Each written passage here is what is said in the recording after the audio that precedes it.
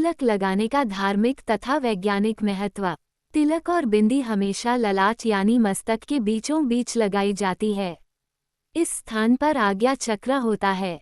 जब इस स्थान पर तिलक लगाते हैं तो वुल जागृत हो जाता है। ये चक्र हमारे शरीर का सबसे महत्वपूर्ण स्थान है क्योंकि यहीं पर हमारे शरीर की प्रमुख 3 नाड़ियां एड़ा, पिंगला व सुषुम्ना आकर मिलती हैं। इसलिए इसे त्रिवेणी या संगम भी कहा जाता है। आज्ञा चक्र को ही विचारों की उत्पत्ति का केंद्र माना जाता है। यहीं से क्रियात्मक चेतना का संचार समूचे मस्तिष्क में होता है।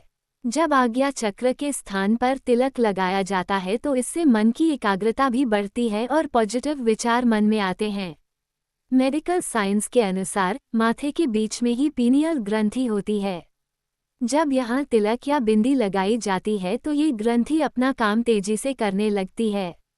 तिलक लगाने से मस्तिष्क में बीटा एंडोर्फिन और सेरोटोनिन का स्राव संतुलित तरीके से होता है, जिससे उदासी दूर होती है और मन में उमंग रहता है। इससे सिरदर्द की समस्या में कमी आती है। चंदन का तिलक लगाने से दिमाग में शीतलता बनी रहती है और मन की एकाग्रता बढ़ती है। तिलक के लिए कुमकुम, हल्दी, चूना और धातु के पारे को मिश्रित करके तैयार किया जाता है। जहाँ पारा तनाव को दूर करने के लिए जाना जाता है, चूना शीतलता देता है और हल्दी एक एंटीबायोटिक। हिंदू धर्म में तिलक लगाने की विशिष्ट मान्यता है।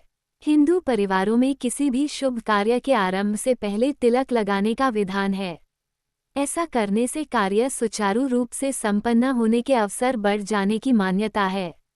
भारत की पौराणिक नगरी कहलाने वाली काशी के संगम तट पर लोग स्नान करने के बाद संतों से तिलक जरूर करवाते हैं। कहते हैं कि संगम तट पर गंगा स्नान के बाद तिलक लगाने से मोक्ष की प्राप्ति होती है। हमारे माथे के बीच का ये स्थान गुरु स्थान भी कहलाता है। यहीं से पूरे शरीर का संचालन होता है। इस स्थान की महत्ता को देखते हुए ही यहाँ तिलक लगाया जाता है ताकि शरीर को लाभ पहुँच सके। इस स्थान पर तिलक लगाने से स्वभाव में सुधार आता है और साथ ही देखने वाले पर सात्विक प्रभाव भी पड़ता है। यही कारण है कि विज्ञान भी तिलक लगाने का हितैषी है।